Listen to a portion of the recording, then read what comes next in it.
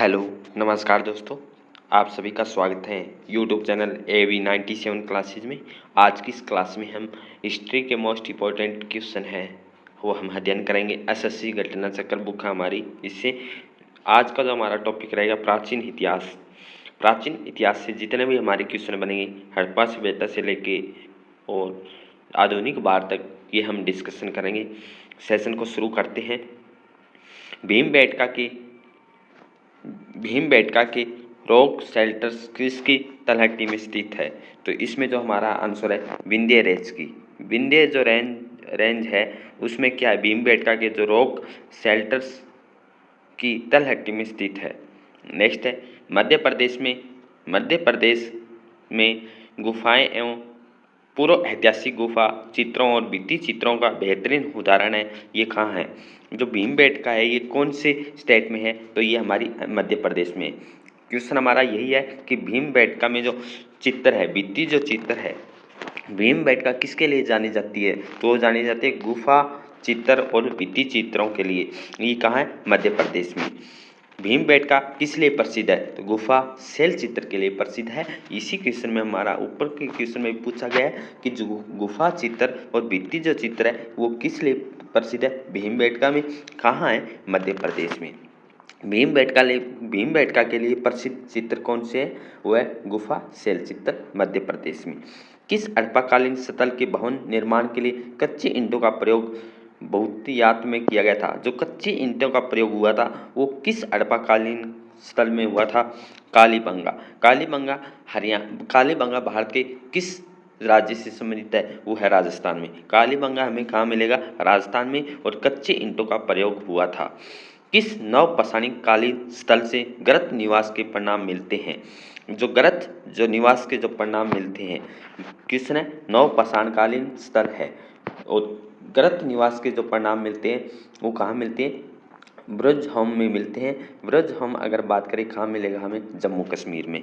पुरातात्विक अवशेष के रूप में काले रंग की चूड़ियाँ, अग्निकुंड, हल, जुते हुए खेत, युगल, समाधान कौन से तत्व कालीबंगा से नहीं पाए गए थे? तो इनमें से नहीं पाया गया था हमें युगल समाधान है ये हमें कालीबंगा से नहीं मिला था, बल्कि हमें कालीबंगा से जो मिले हैं काले रंग की चूड़ियाँ मिली है, अग्निकुंड मिले, हल से जुते हुए खेत है, ये हमें कहाँ मिले? कालीबंगा से।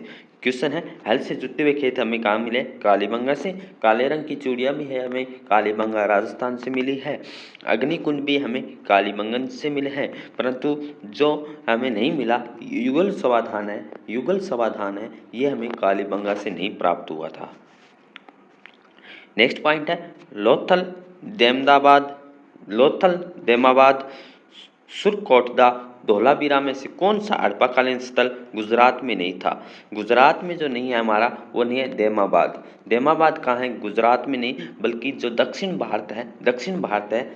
जो भारत हमारा यहाँ क्या है? हमें देमाबाद मिलेगा। परंतु जो गुजरात की जो लोकेशन है पश्चिम जो साइड है वहाँ हमें लोथल भी मिलता है, सुरकोटदा भी मिलता है और धोलावीरा भी मिलता है। परंतु जो हमें देमाबाद मिलेगा ये हमें दक्षिण की तरफ है, ना कि पश्चिम की तरफ। नेक्स्ट पॉइंट लंगनाज, गणेश्वर, भागौर, आदमगढ़ में कौन सा स्थल मध्य पाषाणकालीन नहीं है? तो इसमें नहीं है, गणेश्वर है, ये मध्य पाषाणकालीन नहीं है।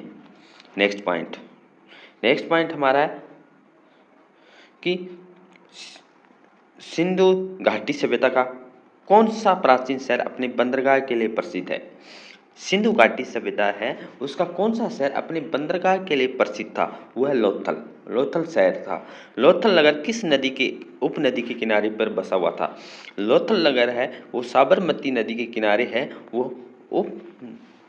उपनदी के किनारे पर बसा हुआ था।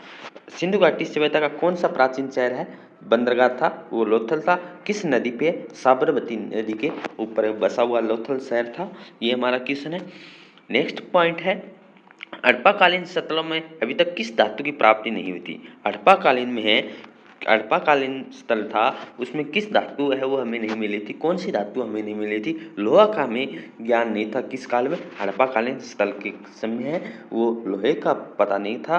और सिंधु घाटी सभ्यता का कौन सा एक स्थान रावी नदी के किनारे बसा था, रावी नदी के किनारे कौन सा शहर बसा था, वो हड़प्पा था। कौन सा था, हड़प्पा किस नदी के किनारे बसा हुआ था, वो था रावी नदी के किनारे। सिंधु घाटी की सभ्यता थी, सिंधु घाटी की जो सभ्यता है वो कैसी थी, अभी तक वो अपठित थी। क्या थी, सिंधु की जो लिपि है उसको पढ़ा नहीं गया था, अज्ञात थी लिपि, उसके पढ़ भी नहीं पाए थे।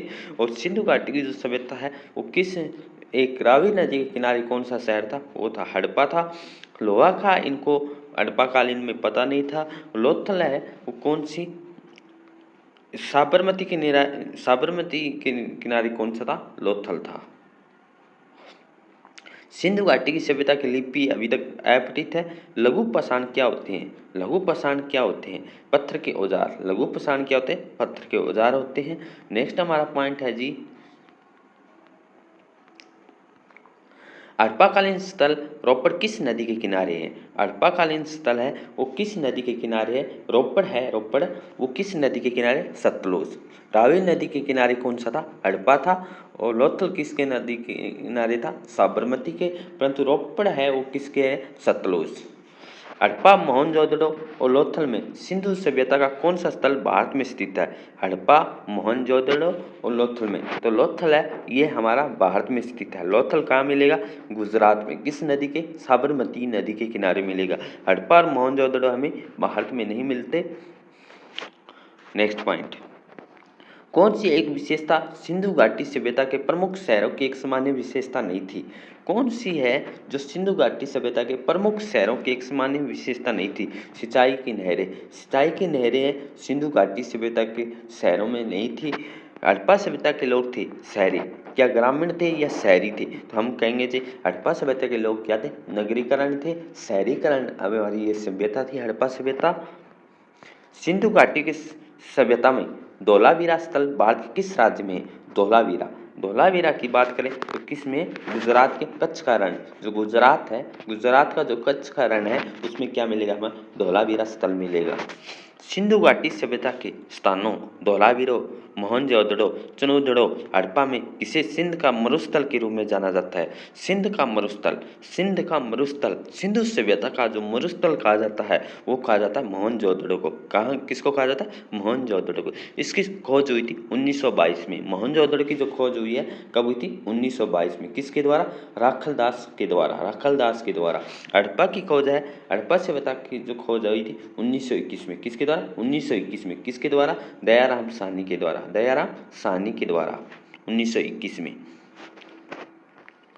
नेक्स्ट, सिंधु घाटी सभ्यता का कौन सा स्थान लूनी नदी के किनारे पे था, तो लूनी नदी के किनारे है वो धोलावीरा भी था।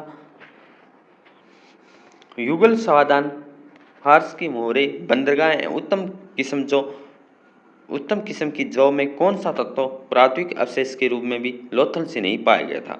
जो उत्तम किस्म के जौ है वो लोथल से नहीं मिले थे। युगल समाधान, फारस के मोहरे, ये हमें कहाँ से मिले थे, लोथल से मिले थे। परंतु जो उत्तम किस्म के जौ है वो हमें नहीं प्राप्त हुए थे। चिरांद, मेहरगढ़, ब्रुजहोम, देमाबाद में कौन सा स्थल नवपाषाण युग का प्राचीनतम परिणाम प्रस्तुत करता है।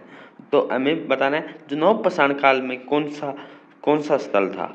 नवपाषाण है, नवपाषाण से संबंधित कौन था, तो नवपाषाण से संबंधित है वो था मेहरगढ़। मेहरगढ़ किस समय का है, नवपाषाण युग से संबंधित है। Next point, Mohenjodaro. मोहनजोदड़ो है, इसमें बताना है हमें सही सुमेलित है वो ग्रेट बाथ। ग्रेट बाथ है मोहनजोदड़ो में है। Harappa statue of priest, Kalibanga हल के चिन्ह, लोथल से क्या है, पतन। पतन है, पतन किसका हुआ था, लोथल। हल के चिन्ह कहाँ है, Kalibanga. Statue of priest Harappa, great bath Mohenjodaro. Mohenjodaro में सबसे बड़ी इमारत कौन सी थी, मोहनजोदड़ो की सबसे बड़ी जो इमारत थी वो थी great great granary. Great granary है मोहनजोदड़ो की सबसे बड़ी इमारत थी। सिंधु घाटी की सभ्यता के लोग किसकी पूजा करते थे? सिंधु घाटी सभ्यता के जो लोग हैं पूजा करते थे वो पशुपति की। पशुपति की पूजा कौन करते थे? सिंधु घाटी के लोग हैं पशुपति की पूजा करते थे। पूरा लेख शास्त्र किसका अध्ययन है? पूरा लेख शास्त्र किसका अध्ययन है? वो है शिलालेख का। ऐतिहासिक लेखों का संरक्षण विज्ञान की किस शाखा के अंतर्गत आता है?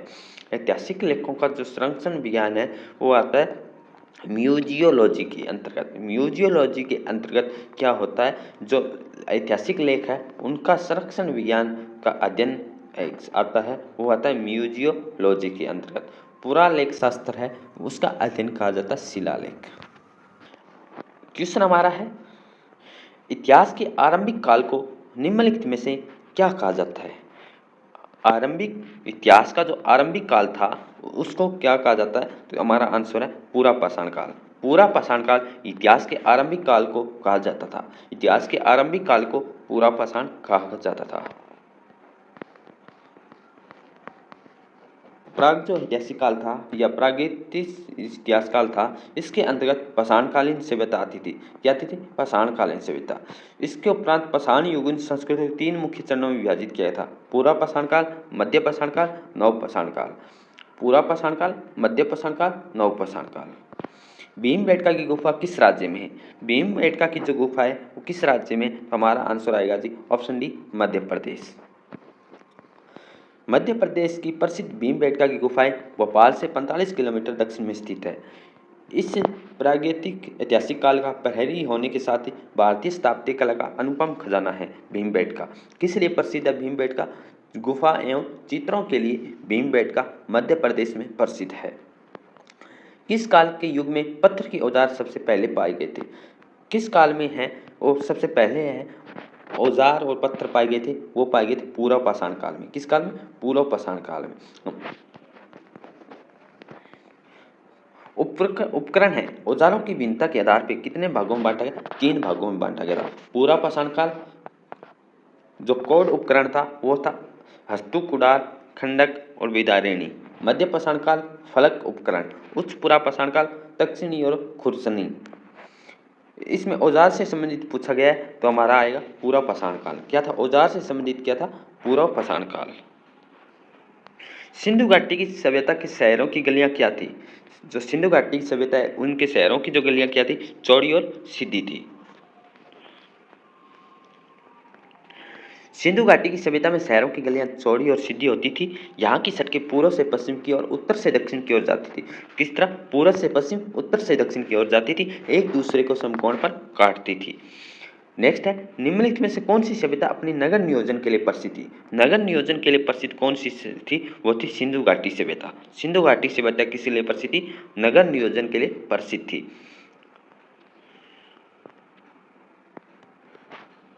सिंधु घाटी की प्रमुख विशेषता नगर नियोजन को माना जाता है क्योंकि इसमें एक निश्चित योजना के अनुसार बसाए जाते थे। हड़प्पा और मोहनजोदड़ो सिंधु घाटी सभ्यता के 2 प्रमुख उपनगर थे। हड़प्पा और मोहनजोदड़ो है और सिंधु घाटी सभ्यता क्या थे? 2 प्रमुख नगर थे।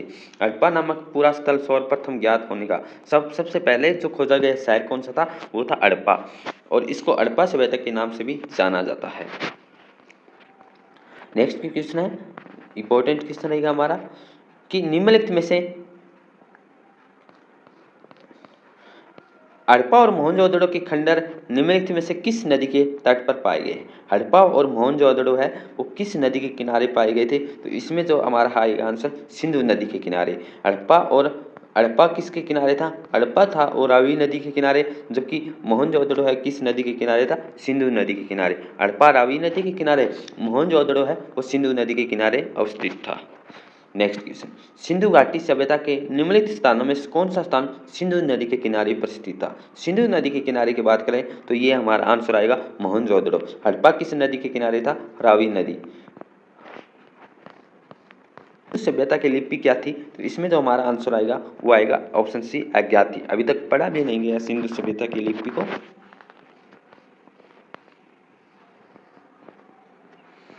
सिंधु लिपि में लगभग कितने चिन्ह थे? 64।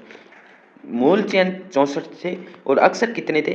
250 से 400 अक्षर है वो मिले हैं। कौन सी आयताकार मोहरें थी? शैलखड़ी की जो आयताकार मोहरें थी तांबे की गुटिकाओं आदि पर मिलती हैं। ये लिपि क्या थी? चित्रात्मक थी। अभी तक इसको पढ़ा नहीं गया। क्या थी? चित्रात्मक थी। लिपि को अभी तक पढ़ा नहीं गया। कितने अक्षर थे? 250 से 400 थे। और चिन्ह कितने मिले? जो मूल चिन्ह मिले वो 64 मिले हैं। नेक्स्ट क्वेश्चन है, मोहनजोदड़ो का स्थानीय नाम क्या था? तो मोहनजोदड़ो का जो स्थानीय नाम था वो था मृतकों का टीला। मोहनजोदड़ो का जो सिंधी भाषा में अर्थ क्या था? वो था मृतकों का टीला। इसकी खोज 1922 में राखलदास बनर्जी के द्वारा की गई थी। नेक्स्ट क्वेश्चन, मोहनजोदड़ो में सबसे बड़ा भवन कौन सा था? मोहनजोदड़ो का जो सबसे बड़ा भवन था वो था धान्यागार। धान्यागार था वो सबसे बड़ा घर था। मोहनजोदड़ो में धान्यागार था वो 45.72 मीटर लंबा और 22.86 मीटर चौड़ा था। सबसे बड़ा भवन था। और विशाल स्नानागार की उत्तर से दक्षिण की ओर लंबाई कितनी थी? 11.88 और पूर्व से पश्चिम कितनी? 7.01 मीटर थी। तो सबसे बड़ा कौन सा था? वो था धान्यागार। नेक्स्ट क्वेश्चन, विशाल स्नानागार ग्रेट बौद्ध कहाँ मिलता है? तो कहाँ मिलता है? मोहनजोदड़ो में। ऑप्शन डी हमारा सही रहेगा इस क्वेश्चन का आंसर।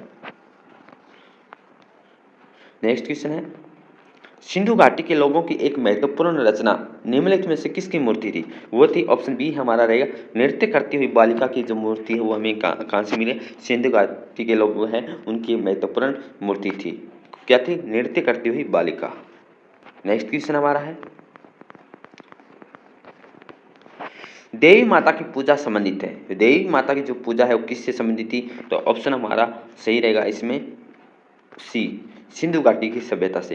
देवी जो माता की जो पूजा संबंधित थी वो सिंधु घाटी सभ्यता के साथ संबंधित थी। नेक्स्ट क्वेश्चन, सिंधु घाटी सभ्यता का पतन नगर बंदरगाह कौन सा था? सिंधु घाटी सभ्यता का जो पतन है किस बंदरगाह के को माना जाता था? लोथल। ऑप्शन बी हमारा सही रहेगा इस क्वेश्चन का आंसर। लोथल अहमदाबाद गुजरात जिले में भोगवा नदी के किनारे था। लोथल है किस नदी के किनारे था? भोगवा नदी के किनारे था।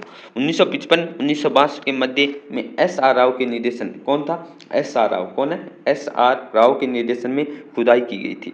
इसकी लोथल की किस नदी के किनारे? भोगवा नदी। कहाँ है? गुजरात में। लोथल नामक स्थान पर निम्न में से सभ्यता में किसका जहाजी मालगाट था? किसका था? सिंधु घाटी सभ्यता का। ऑप्शन ए हमारा सही रहेगा, सिंधु घाटी सभ्यता का। नेक्स्ट क्वेश्चन, निम्न में से कौन सा सिंधु घाटी सभ्यता का एक बंदरगाह शहर माना जाता है? कौन सा माना जाता है? ऑप्शन बी हमारा सही रहेगा, लोथल। नेक्स्ट क्वेश्चन, सिंधु घाटी सभ्यता में कालीबंगन या कालीबंगा निम्नलिखित में किसके लिए प्रसिद्ध है? कालीबंगा किसके लिए प्रसिद्ध है? तो हमें बताना है ऑप्शन इसमें कौन सा हमारा आंसर सही रहेगा। अगर इस क्वेश्चन में जो हमारा आंसर रहेगा ऑप्शन डी, मिट्टी के जो पात्र है सिंधु घाटी सभ्यता में कालीबंगा से मिले हैं वो क्या मिले? मिट्टी के पात्र।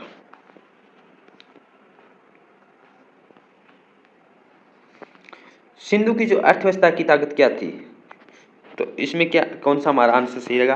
अगर बात करें इस क्वेश्चन में जो हमारा आंसर सही रहेगा और रहेगा ऑप्शन बी, सिंधु की जो अर्थव्यवस्था का जो ताकत थी वो थी व्यापार। ऑप्शन बी हमारा सही रहेगा। नेक्स्ट क्वेश्चन, निम्नलिखित में से कौन सी धातु हड़प्पन सभ्यता से नहीं पाई गई थी? तो हड़प्पा में हमें कौन सा है, कौन सी धातु नहीं पाई गई थी? लोहा हमें नहीं मिला था, सोना तांबा चांदी किया था प्राप्त, परंतु डी इस क्वेश्चन का जो हमारा आंसर सही रहेगा, जो नहीं पाई गई थी वो लोहा नहीं पाया गया था। लोहे की जो प्राप्ति हुई है किस काल में मानी गई है? उत्तर वैदिक काल में। लोहा जो प्रारंभ हुआ था भारत में वो उत्तर वैदिक काल 1000 ईस्वी पूर्व में माना जाता है। नेक्स्ट पॉइंट है, जो सोर्तुगुई या सिंधु घाटी सभ्यता में किस देश में है? सोर्तुगुई सिंधु घाटी सभ्यता किस देश में? तो ऑप्शन सी हमारा सही है, अफगानिस्तान में। नेक्स्ट टॉपिक हमारा वैदिक सभ्यता। वैदिक सभ्यता से हमारे जो क्वेश्चन होंगे वो हम डिस्कशन करेंगे। ऋग्वेद में सबसे प्राचीन देवता कौन था? इंद्र। ऋग्वेद में सबसे प्राचीन देवता कौन था? इंद्र था। उपनिषद पुस्तक किस पर आधारित है? दर्शन पर आधारित है। 4 जाने माने वर्णों में से सबसे पहले कौन सा स्थान वर्णन था? जो था ब्राह्मण। नेक्स्ट पॉइंट है श्रीमद् भगवत गीता किस ग्रंथ का भाग है? वो है महाभारत का। प्राचीन संगीत का आदि ग्रंथ कहा जाता है सामवेद को। जो प्राचीन भारतीय संगीत का जो आदि ग्रंथ है वो किसे? सामवेद। मतलब कि जो सामवेद वेद था इसमें क्या आया था? संगीत आया था। किस वेद में वैदिक युग की प्राचीनतम संस्कृति के बारे में सूचना दी गई है? किस वेद में वैदिक जो युग की प्राचीनतम संस्कृति के बारे में है वो बताया गया? ऋग्वेद। कितने वेद हुए हैं? 4। ऋग्वेद, यजुर्वेद, सामवेद और अथर्ववेद। संगीत आया सामवेद में। जौ, गेहूं, चावल, तंबाकू निम्न में से किस फसल का ज्ञान वैदिक काल के लोगों को नहीं था? तो तंबाकू का है वैदिक काल के लोगों को पता नहीं था। जौ का भी था, गेहूं का भी था, चावल का भी था, परंतु तंबाकू इनके बारे में जानकारी नहीं थी। सिंधु घाटी सभ्यता में क्या नहीं था? लोहा का पता नहीं था। मानव जाति की सबसे पुराना साहित्यिक विरासत कौन सी है? तो वह है ऋग्वेद। मानव जाति की सबसे पुराना जो साहित्य है वो विरासत कौन सी है? ऋग्वेद। 4 वेदों में सबसे पुराना वेद कौन सा है? ऋग्वेद। कौन सा है? ऋग्वेद। और नया कौन सा है? अथर्ववेद। प्राचीन भारत में लोगों को कितने वर्णों में बांटा गया था? 4 भागों में बांटा गया था। नाचिकेता और यम के बीच सुप्रसिद्ध संवाद किस उपनिषद से उल्लिखित है? जो नचिकेता और यम के बीच जो संवाद हुआ है वो किसमें? कंठोपनिषद है। कंठोपनिषद में क्या है? नचिकेता और यम के बीच जो संवाद हुआ है वो हमें उल्लिखित है, वो किसमें? कंठोपनिषद में है। आयुर्वेद, यजुर्वेद, गंधर्ववेद तथा शिल्पवेद में कौन सा उपवेद के अंतर्गत नहीं गिना जाता? उपवेद के अंतर्गत नहीं गिना जाता यजुर्वेद। वेद, उपनिषद, पुराण और धर्मसूत्र किस भाषा में लिखे गए हैं? वेद है जो वेद, पुराण, धर्मसूत्र किस भाषा में? संस्कृत भाषा में। कौन सा वेद धार्मिक अनुष्ठानों में सबसे संबंध रखता है? तो धार्मिक अनुष्ठान थे वो थे यजुर्वेद। उपनिषद क्या है? हिंदू दर्शन का स्रोत। तो इनसे संबंधित जो क्वेश्चन है वो भी हम करते हैं। वैदिक आर्यों का प्रमुख भोजन क्या था? वैदिक आर्यों का जो प्रमुख भोजन क्या था? तो इसमें जो हमारा आंसर सही रहेगा वो रहेगा ऑप्शन बी, दूध और इसके उत्पाद। दूध और इसके उत्पाद क्या थे? वैदिक आर्यों का प्रमुख भोजन था। वैदिक आर्यों का भोजन में दूध, घी, दही आदि का प्रमुख महत्व था। ऋग्वेद में दूध में यव, जौ डालकर क्षीर, पक्वदन तथा दही में बनने वाले पनीर का उल्लेख भी मिलता है। जौ के सेतु को दही में डालकर करम नामक भोज्य पदार्थ तैयार किया जाता था। ऋग्वेद में चावल नमक का भी उल्लेख नहीं है। निम्न में से कौन सा अन्न मनुष्य के द्वारा सबसे पहले प्रयोग में होने वाले में से एक था? तो था जौ या यव। वैदिक लोगों के द्वारा किस धातु का प्रयोग पहले किया गया था? तो वो किया गया था तांबा का। लोहा भी है वैदिक काल के टाइम आया था, परंतु सिंधु घाटी सभ्यता के टाइम किया था, लोहा के बारे में जानकारी नहीं थी। ऋग्वेद में लोगों को सबसे पहले तांबे का प्रयोग किया गया था। ऋग्वेद में अयस नामक धातु का उल्लेख है, किंतु इसकी पहचान संगीत है। कुछ विद्वान इसे तांबा, कांसा या लोहा मानते, किंतु ऋग्वेदिक आर्य लोहे से परिचित नहीं थे। वेद शब्द का अर्थ क्या है? वेद शब्द का जो अर्थ है ऑप्शन ए हमारा सही रहेगा, ज्ञान। किन 3 वेदों को संयुक्त रूप से वेद त्रयी कहा गया है? किस किस को कहा गया है? तो इसमें जो हमारा आंसर आएगा ऋग्वेद, सामवेद, यजुर्वेद। ऑप्शन सी हमारा सही रहेगा इस क्वेश्चन का। ऋग्वेद, सामवेद और यजुर्वेद को क्या कहा गया है? संयुक्त रूप से वेद त्रयी कहा गया है। आर्य सभ्यता में मनुष्य के जीवन के बारे में आरोही क्रमानुसार निम्नलिखित चरणों में कौन सा विकल्प सही है? आरोही मतलब सबसे पहले क्या करेगा? ब्रह्मचार्य, फिर क्या होगा? गृहस्थ होगा, फिर क्या होगा? वानप्रस्थ होगा, फिर संन्यास होगा। ब्रह्मचार्य, गृहस्थ, वानप्रस्थ, संन्यास, ये 4 चरण हैं मानव जीवन में। तो सबसे पहले ब्रह्मचार्य होगा, फिर गृहिणी होगा, फिर क्या? वानप्रस्थ होगा, फिर संन्यास लेगा। हिंदू धर्म में मानव जीवन को 4 अवस्थाओं में विभाजित किया गया था। हिंदू धर्मशास्त्र मनुष्य में कितने वर्ष माने हैं? 100 वर्ष माने गए हैं। 25 वर्ष क्या करेगा? वो प्रत्येक आश्रम में निर्मित होगा। या ब्रह्मचार्य के लिए आरंभिक अवस्था कितनी है? 25 वर्ष। फिर गृहिणी के लिए कितनी वर्ष है? 25 वर्ष, मतलब कि 50 वर्ष। फिर वानप्रस्थ 50 से 75। संन्यास के लिए क्या है? 75 से 100। इन चारों आश्रमों का उल्लेख किस में मिलता है? तो ये इनका जो मिलता है, जो जबालो जो उपनिषद है इसमें चारों आश्रम का उल्लेख मिलता है। नेक्स्ट पॉइंट है आर्यपुरों के साथ अपने संघर्ष में सफल रहे थे, क्योंकि उन्होंने घोड़ों के द्वारा चलाए गए रथों का प्रयोग किया गया था। आरंभिक वैदिक काल में वर्ण व्यवस्था किस पे आधारित थी? तो वो थी व्यवसाय पे। किस पे थी? व्यवसाय पे है वर्ण व्यवस्था आधारित थी। नेक्स्ट क्वेश्चन है, ऋग्वेद आर्य पशुचारी लोग थे। ऋग्वेद है क्या थे? आर्य पशुचारी लोग थे, और ये इस तथ्य से पुष्ट होता है। किससे पुष्ट होती है? आर्य पशुचारी लोग थे, तो वो थे ऋग्वेद के गाय के अनेक संदर्भ। अधिकांश युद्ध गायों के लिए लड़े गया था। पुरोहितों को दिए जाने वाला उपहार क्या था? गाय होती थी, न कि जमीन। तो इसलिए क्या है? आर्य पशुचारी लोग थे। गाय का उल्लेख कितनी बार मिला है? 176 बार उल्लेख मिलता है गाय का ऋग्वेद काल में।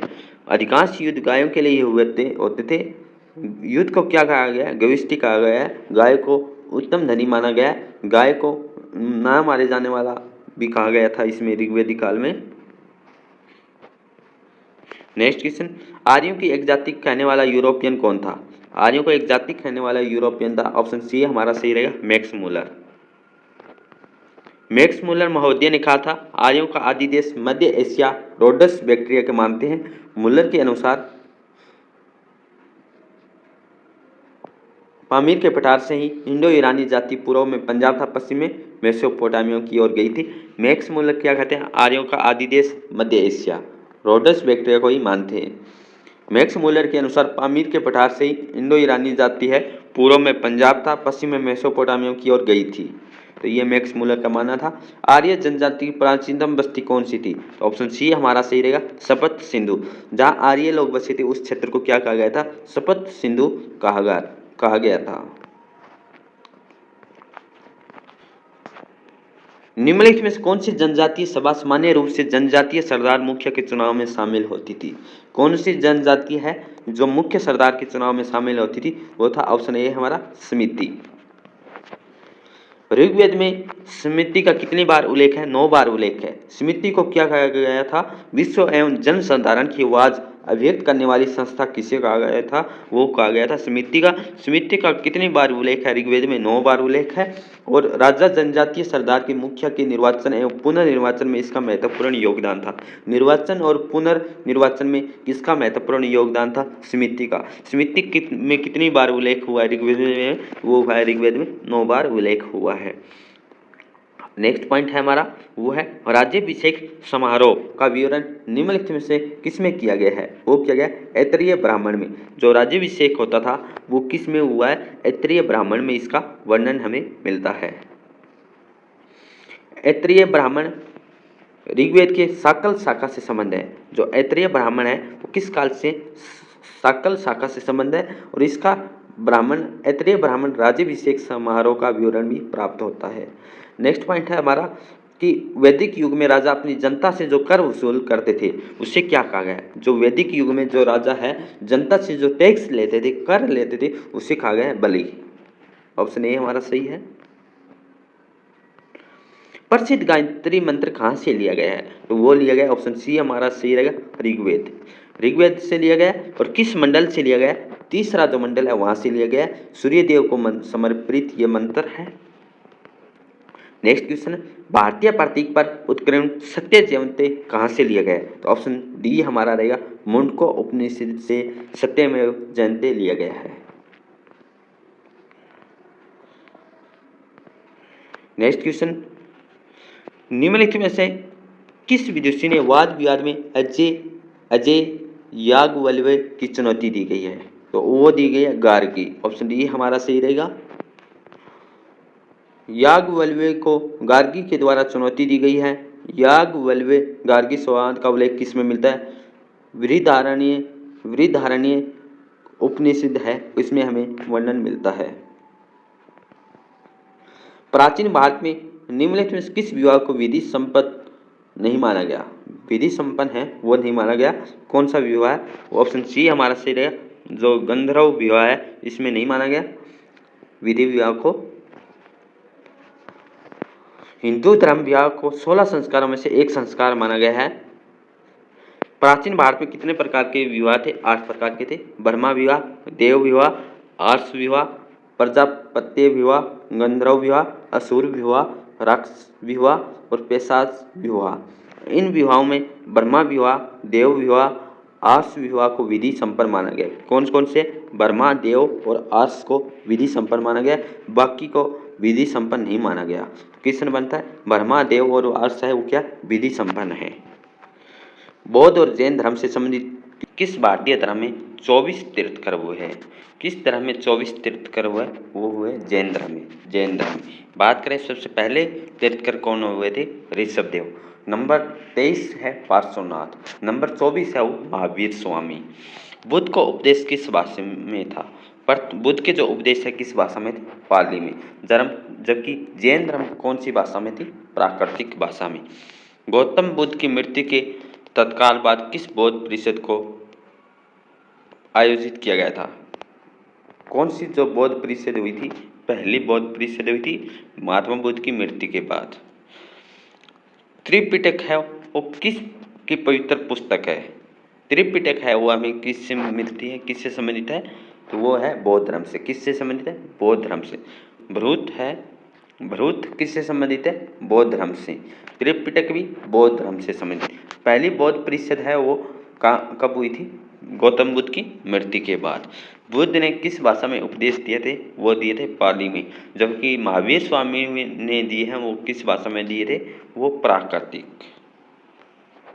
कि जैन तत्व ज्ञान सिखाने के लिए संपूर्ण देश एशिया की यात्रा किसने की थी? वो की थी महावीर ने। जैन धर्म का वास्तविक संस्थापक किसे माना जाता है? महावीर स्वामी को। परंतु पहला जो संस्थापक माना था वो है ऋषभदेव। वास्तविक पूछा जाएगा तो वो कौन आएगा? महावीर स्वामी। नेक्स्ट पॉइंट, अणुवर्त शब्द किस धर्म से जुड़ा हुआ है? अणुवर्त शब्द किस धर्म से जुड़ा हुआ है? जैन धर्म से संबंधित जुड़ा हुआ है। जैन साहित्य को क्या कहा जाता है? आगम कहा जाता है। जैन साहित्य को आगम कहा जाता है। शयादवाद किस धर्म का मूल आधार है? जैन धर्म का है। बुद्ध का जन्म हुआ था लुम्बिनी में हुआ था, परंतु महावीर स्वामी का जन्म कुंडलग्राम में हुआ था। दमेक स्तूप किस स्थान पर आधारित है? दमेक स्तूप है सारनाथ में है। जैन तीर्थंकर पार्श्वनाथ द्वारा प्रतिपादित 4 महाव्रतों में महावीर स्वामी ने 5वें व्रत के रूप में क्या जोड़ा था? ब्रह्मचर्य या ब्रह्मचर्य है जिसको जोड़ा गया था। जैन धर्म का सबसे महत्वपूर्ण आधारभूत सिद्धांत क्या माना गया है? हईसा। किस प्रदेश में सांची का महान स्तूप स्थित है? मध्य प्रदेश में। सांची का जो महान स्तूप है वो कहाँ है? मध्य प्रदेश में। भीमबेटका की गुफा भी कहाँ है? हमारी मध्य प्रदेश में। वर्धमान महावीर में कौन सी भाषा में अपनी शिक्षा दी थी? वो प्राकृत भाषा थी। और महात्मा बुद्ध ने कौन सी भाषा दी थी? पाली में।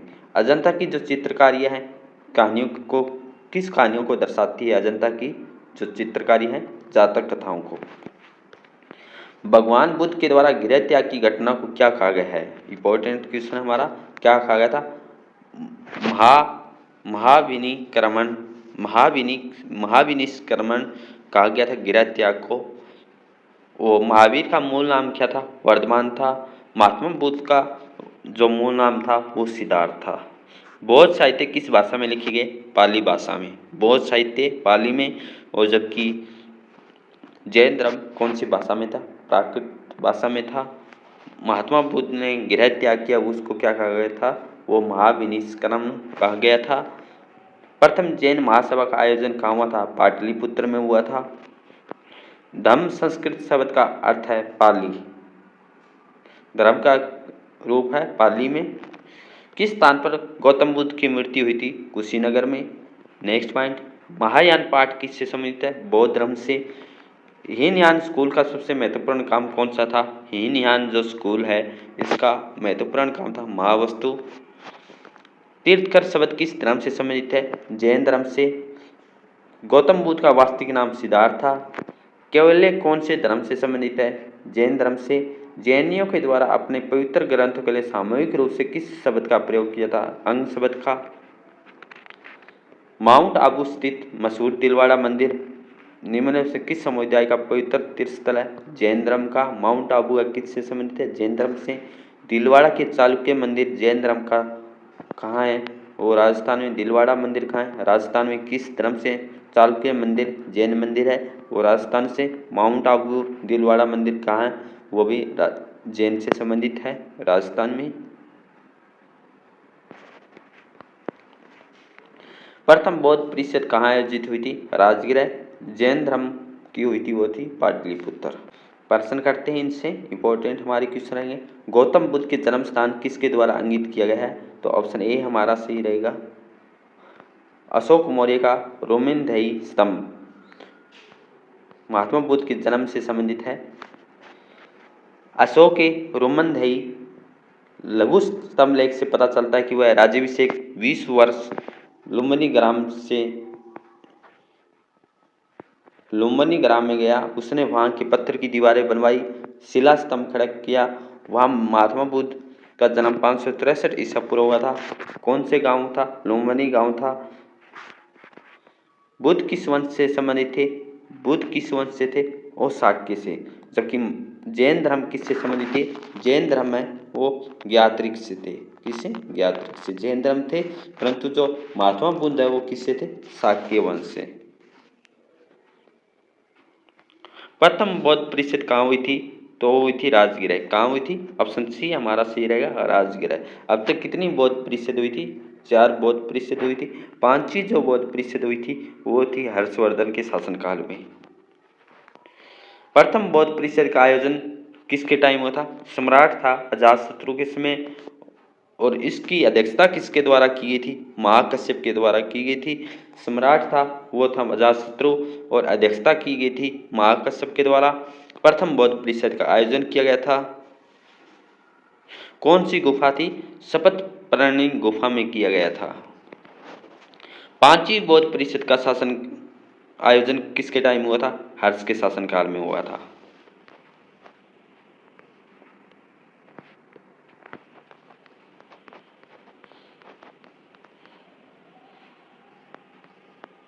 बुद्ध का अर्थ क्या है, बुद्ध का जो अर्थ है ऑप्शन ए हमारा सही रहेगा, ज्ञान की प्राप्ति। बुद्ध का अर्थ ज्ञान की प्राप्ति है। बुद्ध को कितने वर्ष के बाद तपस्या की थी, 6 वर्ष की तपस्या के बाद 35 वर्ष की आयु में वैशाख पूर्णिमा के दिन एक पीपल के वृक्ष के नीचे सिद्धार्थ को ज्ञान प्राप्त हुआ था। इसके बाद वह बुद्ध के नाम से विख्यात हुए और अतः बुद्ध को ज्ञान प्राप्ति हुई थी। बात करें महावीर स्वामी को 12 साल की तपस्या के बाद 42 साल की उम्र में उनको है ज्ञान प्राप्त हुआ था। और गौतम बुद्ध को हुआ 35 वर्ष में, 6 वर्ष की तपस्या करने के बाद। निम्न में से किस बौद्ध साहित्य की पहचान कीजिए। बौद्ध साहित्य से संबंधित क्या है, त्रिपिटक। और अंग किससे संबंधित है, और आरण्यक किससे संबंधित है, ये है हमें जैन धर्म से। परंतु इस क्वेश्चन का जो हमारा आंसर सही रहेगा ऑप्शन ए त्रिपिटक। त्रिपिटक ये किससे संबंधित है, बौद्ध धर्म से संबंधित है। सुत्त पिटक, विनय पिटक, अभिधम्म पिटक। उपनिषद व आरण्यक वैदिक ब्राह्मण धर्म से था। अंग और जैन धर्म से संबंधित है। अंग किससे संबंधित है, जैन धर्म से। उपनिषद और आरण्यक किससे, वैदिक ब्राह्मण धर्म से संबंधित है। जबकि अंग है वो किससे, जैन धर्म से संबंधित है। नेक्स्ट क्वेश्चन, बौद्ध धर्म ने समाज में 2 वर्ग को एक साथ जोड़कर प्रभाव छोड़ा था। क्वेश्चन है हमारा, बौद्ध धर्म ने समाज के 2 वर्गों को अपने साथ जोड़कर एक महत्वपूर्ण प्रभाव छोड़ा था, ये क्या था, तो ऑप्शन डी था, जो स्त्रियां एवं शूद्र। नेक्स्ट क्वेश्चन, बुद्ध ने अपना प्रथम प्रवचन कहाँ दिया था, तो ऑप्शन बी हमारा सही, सारनाथ में। बुद्ध ने अपना प्रथम प्रवचन दिया था सारनाथ में। प्रथम प्रवचन या उपदेश सारनाथ में दिया था, ऋषिपदम में दिया था। जो बौद्ध ग्रंथों में क्या कहलाया था, जो उपदेश दिया था, धर्म चक्र प्रवर्तन। बुद्ध ने अपने उपदेश जन साधारण किस भाषा में दिया था, पाली भाषा में दिया था। बौद्ध धर्म निम्न से किन मतों पर विश्वास रखता है, दुनिया दुखों से भरी है, लोगों का दुख उनकी इच्छाओं के कारण होता है, अपनी इच्छाओं पर काबू पा लिया जाए तो निर्वाण मिल जाएगा, ईश्वर और आत्मा के अस्तित्व को स्वीकार करना चाहिए। तो कौन से कारण है इसमें सही रहेगा, ऑप्शन सी हमारा सही रहेगा, ए बी और सी। दुनिया दुखों से भरी है, बात सही है इनकी। लोगों का दुख उनकी इच्छाओं के कारण होता है, यदि इच्छाओं पर काबू पा लिया जाए तो निर्वाण मिल जाएगा। ऑप्शन डी हमारा गलत है, तीनों सही है। धातु से बने सिक्के सबसे पहले प्रकट हुए थे, किसके काल में हुए थे? बुद्ध के काल में। ऑप्शन सी हमारा सही है। नेक्स्ट क्वेश्चन हमारा है, प्रारंभिक बौद्ध धर्म की रचना किससे में की गई है? तो वो की गई थी पाली में। जो प्राकृत भाषा थी वो थी जैन धर्म से संबंधित। किससे संबंधित थी? जैन धर्म से। ऑप्शन बी हमारा सही रहेगा इस क्वेश्चन का। आरंभिक बौद्ध साहित्य किस भाषा में रचे गए थे? ऑप्शन ए हमारा सही है, पाली में। निम्नलिखित में से कौन सा भारत में उत्पन्न सबसे बाद वाला बौद्ध धर्म ग्रंथ था? सबसे बाद में उत्पन्न होने वाला कौन सा है? वो है ऑप्शन डी वामसा वामसा थपाकसिनी। वामसा थपाकसिनी बाद में उत्पन्न होने वाला बौद्ध धर्म ग्रंथ था।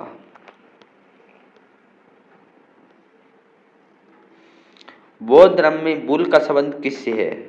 बुल का संबंध बुद्ध के किस जीवन की घटना से जुड़ा हुआ है? तो ऑप्शन ए हमारा सही रहेगा, जन्म से। कमल या सांड का संबंध बुद्ध के जन्म से है, घोड़ा गृह त्याग से है, पीपल बौद्ध वृक्ष ज्ञान से है, और चिन्ह निर्माण स्तूप का संबंध है मृत्यु से, पद चिन्ह निर्माण से संबंधित, और स्तूप का संबंध किससे? मृत्यु से।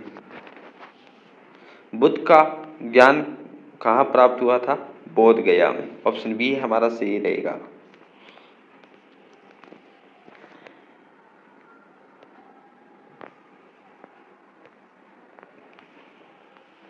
बुद्ध धम्म और संघ मिलकर क्या कहलाए थे? बुद्ध धम्म और संघ मिलकर क्या कहलाए थे? ऑप्शन ए हमारा सही रहेगा, त्रिरत्न।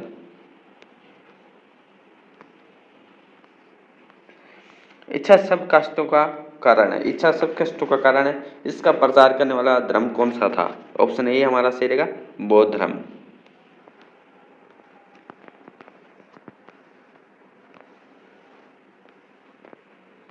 नेक्स्ट क्वेश्चन, बुद्धों के पवित्र अवशेषों पर निर्मित गुंबदाकार वाली छत वाली अर्धगोलाकार संरचना को क्या कहा गया था? वो कहा गया था स्तूप।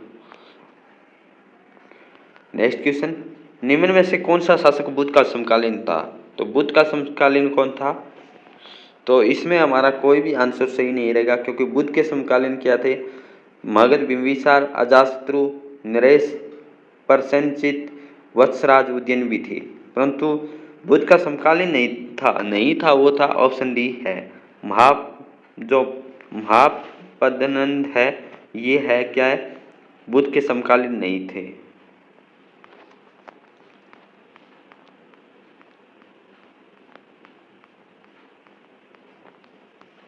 बुद्ध की मृत्यु कब हुई थी? बुद्ध की जो मृत्यु हुई है 483 ईसा पूर्व में। ऑप्शन ए हमारा सही रहेगा। कौन सा स्थान गौतम बुद्ध से संबंधित नहीं है? तो पावापुरी है, गौतम बुद्ध से संबंधित नहीं है। सारनाथ, बोध गया, कुशीनगर है, परंतु ऑप्शन डी हमारा सही रहेगा, वो बुद्ध से संबंधित नहीं है।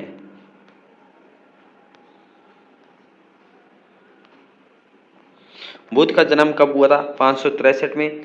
कहाँ हुआ था? लुम्बिनी ग्राम में हुआ था। कौन सी पूर्णिमा का दिन? वैशाख पूर्णिमा का दिन हुआ था। और काशी के ऋषि पतन सारनाथ में उन्होंने प्रथम उपदेश धर्म चक्र प्रवर्तन दिया। कुशीनगर में उनका निधन हुआ था 527 ईसा पूर्व, लगभग 72 वर्ष की आयु में राजगिरह के समीप पावापुरी में इनकी मृत्यु हुई थी।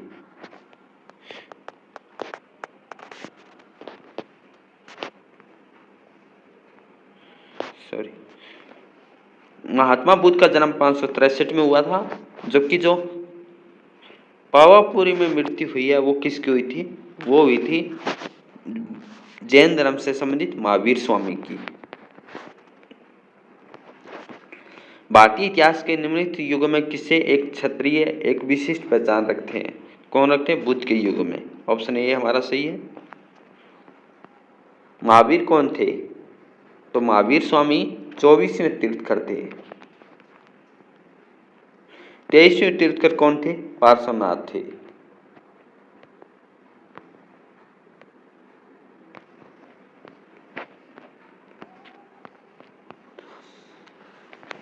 भारत में जैन धर्म का संस्थापक कौन माना गया है? तो महावीर स्वामी माना गया है जैन धर्म का। पहला तीर्थकर कौन था? ऋषभदेव या आदिनाथ को माना जाता है। इनका प्रथम उल्लेख ऋग्वेद के 22वें तीर्थकर जो अरिस्ट्रोनॉमी के साथ मिलता है। जो ऋषभदेव है वो किसके साथ मिलता है? जो अरिस्ट्रोनॉमी है इनके साथ मिलता है। जैन धर्म का वास्तविक संस्थापक महावीर स्वामी थे। नेक्स्ट क्वेश्चन, जैन धर्म का पहला तीर्थकर कौन था? तो ऑप्शन सी हमारा सही रहेगा इस क्वेश्चन का, ऋषभदेव। वर्धमान महावीर ने परिनिर्वाण कहाँ प्राप्त किया था? तो वो किया था पवा में। जैन साहित्य को क्या कहा गया है? तो ऑप्शन डी हमारा सही रहेगा, अंग। जैन साहित्य को आगम सिद्धांत कहा जाता है। इसके अंतर्गत 12 अंग, 12 उपांग, 10 प्रकरण, 6 छेद सूत्र, 4 मूल्य सूत्र, अनुयोग सूत्र आते हैं। प्राचीन भारत का प्रसिद्ध वह शासक कौन था जिसने अपने जीवन के अंतिम दिनों में जैन धर्म को अपनाया था? तो वो था चंद्रगुप्त। ऑप्शन सी हमारा सही रहेगा इस क्वेश्चन का।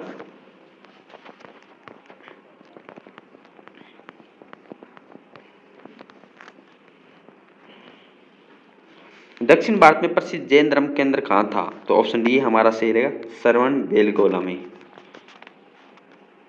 तो महात्मा बुद्ध और जैन धर्म से जितने भी हमारे क्वेश्चन थे वो हमने डिस्कशन किया। नेक्स्ट जो क्लास हमारी रहेगी 6ठी शताब्दी ईसा पूर्व के बाद का भारत, ये हम नेक्स्ट क्लास में डिस्कशन करेंगे। Thank you all of you. जय हिंद, जय भारत।